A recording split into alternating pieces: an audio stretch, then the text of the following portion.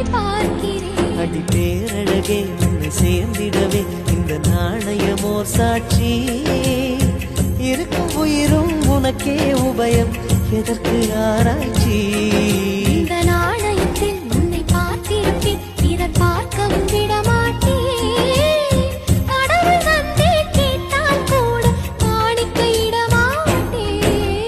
பல்லாங்குழியின் வட்டம் பார்த்தேன் ஒற்றை நாணயம்